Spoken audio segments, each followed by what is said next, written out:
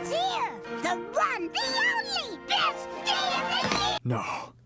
No, it can't be. No, you can't do this. No, it can't be. Not the bud whistling. No! Hi, hello. What's up, Jelly Cups? My name is Crispy Jelly, and welcome to my first theory video. I like to put myself out there and try new things to see what I like to do and see what I'm good at. And so I thought, hey, I like theories, I watch MatPat, so why not make my own? And so, I found and constructed a theory. As it is the season of Christmas, I've got a festive theory today. This theory is about the first story of Mickey's Once Upon a Christmas. Before I start the theory, I'm gonna give a short plot review, so spoilers ahead. Our main characters are Huey, Dewey, and Louie, the nephews to Donald Duck. It's Christmas Day, and our protagonists show that they want, like most kids, to just play around and have fun. They sort of ignore their relatives and just kind of do what they want. Then, as they're going to bed all sad about how Christmas is over, they see a star outside their window that shines extra bright. They wish for Christmas every day, and wake up to find that they actually got what they asked for.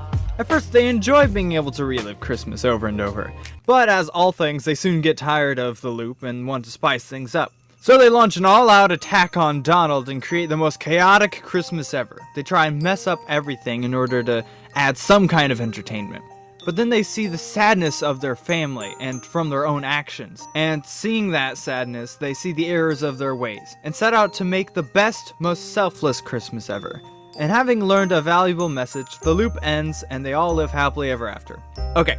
Plot summary over, onto the theory. My theory is that if the time loop would have continued, Huey, Dewey, and Louie would have died. Let me start off with laying out the mechanics of this time loop.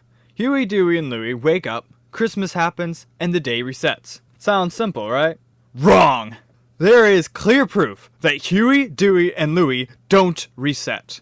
I think that the time loop works more like this. So this is Huey, Dewey, and Louie's passage through time, and this is the day.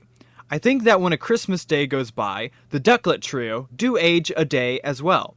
There's plenty of proof showing this as well. First, when the loop first starts, there's a scene where one of the nephews is flipping through the calendar, which now reads December 25th on every page. I think that represents that while each day has changed to have the same events, Huey, Dewey, and Louie are still going through the days. Next is the physical aspect. This is much more important, as it shows the actual consequences. In a time loop such as Groundhog Day, everything resets, including the person physically, except they have their memories intact.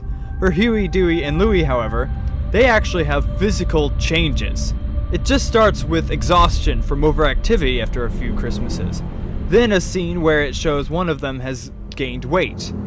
Then there's the scene that proves it all. If I see the same toys again, I'll go out of my mind. Yeah, and if I eat any more turkey, I'm gonna need new clothes. It shows the physical effect of having eaten so much turkey throughout the time spent in the loop. Also, they were in the loop for quite a bit. There's a montage of days going by, and I counted them all. So Huey, Dewey, and Louie were trapped for... I don't actually see how many days at the time, but I'll have that presented on screen.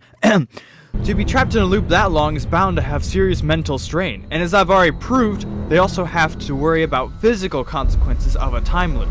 Knowing this, it was only a matter of time before one of them died one way or another, maybe through a bad sled accident or just through old age. There is one more thing I wanted to talk about, and that is the nature of the wish. Obviously, it's magical, right? There's no way a time loop can just be started from nothing.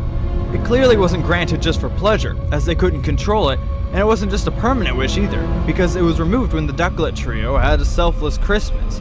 There was clearly a trigger. There was clearly a motive. So the only conclusion is that it was cast to teach the Ducklets a lesson. But who would have done such a thing? Someone who teaches morals and grants wishes. Of course, there's only one person like that. The Blue Fairy. You just wish on a star and you get your wish. But you have to become a better person to get what you truly wanted. This is exactly what happens in this story.